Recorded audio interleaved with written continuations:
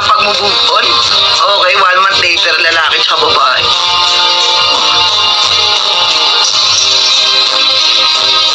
6 months? 5 years? Kakasal na yung girl. Pero masaya. Huh? Shush! Dame! Gagi, legit, pero doon lang to sa totoong nagmamahal Kasi kapag galing sila sa relasyong seryoso, hindi nila kaagad magagawang maghanap ng bago. Bagkos magpapagaling muna at wala pang ganang kumilala ng iba. Okay guys, nakita natin sa video, no? Magre-react lang tayo doon, no? Process for move on. Doon sa video, nakita natin yung babae, lalaki. Yung lalaki nakapokus sa yung tinatawag na self-improvement. Yung babae nakipag-chat na sa iba. After daw ng 5 years, nagpakasal na yung babae at si lalaki, nakita na nagpakasal yung babae, masaya pa siya daw. Ang haba naman ng move on, 5 years. Tapos si lalaki na natiling kuwan. Okay, anyway guys, magre-react lang tayo.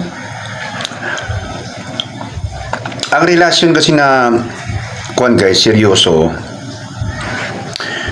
Seryoso kayo magrelasyon, ano? Tapos naghiwalay kayo. Imposibleng walang sanhi na seryoso yan. Seryosong sanhi. Kasi seryoso na kayo eh. Imposibleng walang sanhi na matindi-tindi bakit kayo nagkahiwalay. Okay?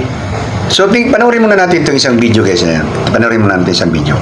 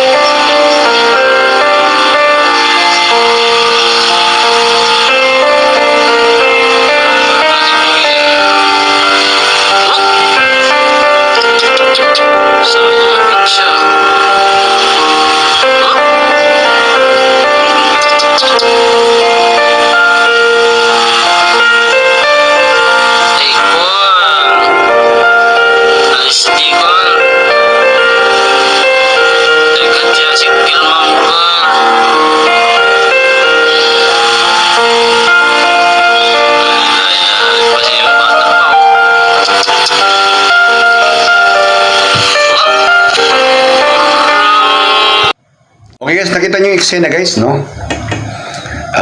Kadate nyo yung girlfriend nyo. Tapos, yung mga ganong eksena, yung kunwari may kukunin ka isang bagay, tapos nandun yung cellphone ng girlfriend mo at takot na takot siya na i-check yung cellphone mo. Applicable lang yun guys sa mga relasyon na getting to know each other or first stage ng relation nyo. Applicable lang yun. Pero kung ganun ang attitude ng babae at medyo malalim-lalim na ang inyong relation, hindi na magandang reaksyon yun. Diba? Kasi alam naman natin na ang cellphone ay personal na gamit natin yan, na walang sino mang karapatang mag-check niyan. Pero para wala lang masabi ang partner mo dahil seryoso naman na kayo, wala namang problema kung ipakita mo sa kanya kung anong laman ng cellphone mo para walang masabi. Ang tawag dyan, sign of sincerity at seryosong kuhan na wala akong tinatago para sa ating dalawa. Anyway, doon tayo sa move on, no? Yung move on guys, yung sa video, ang haba, 5 years daw. Nagmumonitor lang yung lalaki kung anong buhay ng babae. Para sa akin, once na naghiwalay kayo magrelasyon, kunwari, magkarelasyon tayo, seryosong relasyon natin. Once na nagkahiwalay kayo, may dahilan yun. Maaring ang isa sa inyo ay hindi na masaya sa relasyon nyo. Kaya nagkaroon ng panglalabo. Imposible yun na kayong dalawa, kung pareho pa kayo ng tinatawag na feelings na gusto nyo ang isa't isa pa, malabong mapunta sa hiwalayan. No? Malabo yun. So, ipagpalagay natin, seryoso yung relasyon nyo at naghiwalay kayong dalawa. Ipagpalagay natin ang babae ang may problema. Ang babae may problema. Palagay natin, nagbago na siya sa'yo dahil may nakita siyang mas kanais-nais at mas lamang sa'yo. Ihintayin mo pa ba yung tinatawag nilang 3 months? Di ba may sinasabi silang grace period ng pag-move on yung 3 months? Dahil baka maayos pa? Kung ikaw lalaki na may tinatawag na dignidad, wala nang 3 months, wala nang 5 years, wala na yung sinasabi nilang masaya ako para sa'yo. Napaka-ipokrito ka naman masyado. Sino masabing masaya ka na naghiwalay kayong dalawa tapos ang dahilan pa ay yung babae? Huwag kayo magalit mga babae, babae o lalaki, sinong dahilan? Basta may dahilan dahil bakit kayo naghiwalay. Kasi kung hindi kayo maghiwalay kung walang naging problema sa inyong dalawa. At imposible yun na sasabihin mo na mababaw lang na dahilan naghiwalay kayo. May malalim. No? May malalim. Kaya kung once na nagdesisyon kayo na maghiwalay kayong dalawa, hanggat maaari ay kuwan ka na. Yung tinatawag na i-open mo na yung door mo sa iba. I-open mo na agad yung door mo sa iba. Hindi naman sa yung nagmamadali ka, pero ibig sabihin ay huwag mo na hintayin yung sinasabi nilang dapat 3 months, huwag ka munang magkuligaw kasi nasa kuwan, wala yun. Kalokohan na rulings yun. Hanggat maaari nga, nandyan na agad yung kapalit para maiwasan na masaktan ka tulad yan, inunahan ka ng babae, nagpakasal sa agad sa iba. Di sino ngayon ang naiwan sa ere na nasaktan? Di ikaw, tapos sasabihin mo, masaya ako para sa'yo. Sabagay, may mga break up naman na hindi talaga tayo affected kasi. Pero hindi, seryoso nga yung relasyon na pinag-usapan natin Seryoso relasyon tapos nag-break up kayo. Yun ang pinakasakit. Lalo na yung mga kwento na 6 years yung relation nyo tapos pinagpalit ka lang sa 6 months na bagong relasyon ng lalaki o kaya ng babae. Napakasakit nun. Napakasakit yun. Di ba? Naghintay ka ng 6 years. No? Tapos dumating yung isang kuha na 6 months lang pinakasalan agad. Di ba guys? Tapos sasabihin mo, I'm happy for you. Process ng move on. Kung gusto mo makamove on agad, mag-entertain ka na agad ng manliligaw mo. O kaya, mangligaw ka na ikaw lalaki. Ngayon, kung sabihin mong mahal mo man hindi, ang pag-ibig kasi, trial and error lang yan Para sa akin ewan ko sa inyo. Ang pag-ibig, trial and error lang yan. Pagligaw na kayo, kayong dalawa na. Pag hindi naman kayo magkatugma, sa iba naman. At least, yun ang process ng move on. Hindi yung sasabihin mong mag-move on ka na doon, ganito ganon, hintayin ko muna mag-heal ang sugat sa damdamin ko bago ako mag-entertain ng iba. Wow!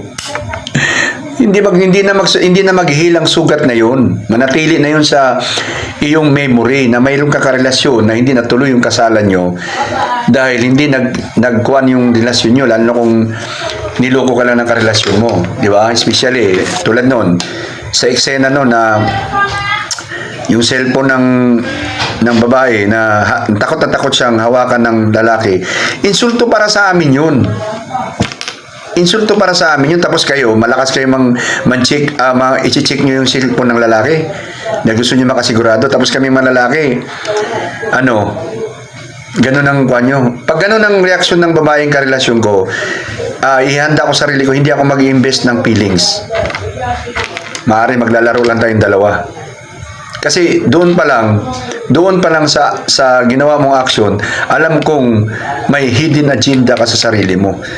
So ngayon, maglalaro na lang tayong dalawa. Kung sino ngayon ang kuan. Ihanda ko sarili ko, hindi na kita siseryosohin kung ganun ang laruan mo. Ba't kita agad siseryosohin? Di ba? Sa pag-ibig kasi, trial and error lang yan. Ligaw ka ngayon, naging kayo. Hindi ka sineryoso ng babae o lalaki. O di, iwalay. O di ba? Wala pang investment ng feelings. Ngayon, kung may investment na ng feelings, ingat ka. Bago may invest yung feelings mo, siguraduhin mo yung babae na siya sa'yo. Committed siya sa'yo. Para at least, hindi ka masaktan ng todo kasi nanigurado ka eh. Pero yung banat ka na ng banat, nag-invest ka ng feelings, hindi mo pa sinigurado yung babaeng karelasyon mo kung gaano ba yan ka-nais ba yun o hindi. Eh, masasaktan talaga tayo at matatagalan tayo mag-move on. So, kung pag-uusapan process ng move on guys, ay hindi natin kailangan na, uy, iayos ko muna yung sarili ko bago ako mag-entertain ng iba. No way. Mag-entertain ka na agad, mag-move on ka na agad-agad hanggat maaari para ganyan na nga. Makita mo yung trial ni error, di ba? Tingnan mo yung iba, 6 years, 7 years. Oh, naging sila. Wala namang nangyaring kasalan. Pero nung dumating yung isang tao na 6 months na sila, kasalan agad. Bakit? Nandun yung spark agad eh. Nandun, nakita agad ng lalaki na itong babae na to. Ito kanais-nais talaga to. Nagpakita ng tinatawag ng sincerity. Kaya kayo mga babae, hindi pa pinakasalan na umabot kayo ng 6 years, 7 years ng mga boyfriend nyo kasi may nakita at naramdaman kami mga lalaki. May naramdaman kami na medyo alanganin ang pinakita nyo. Walang sincerity.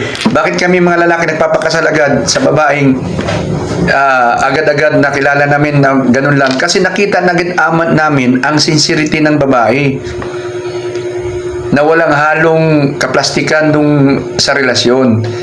Gayon ang dahilan guys. Kaya masasabi nyo hindi pinakasalan yung 6 years at pinakasalan yung 6 months na karelasyon niya. So, paano mag-process ng move on? Agad.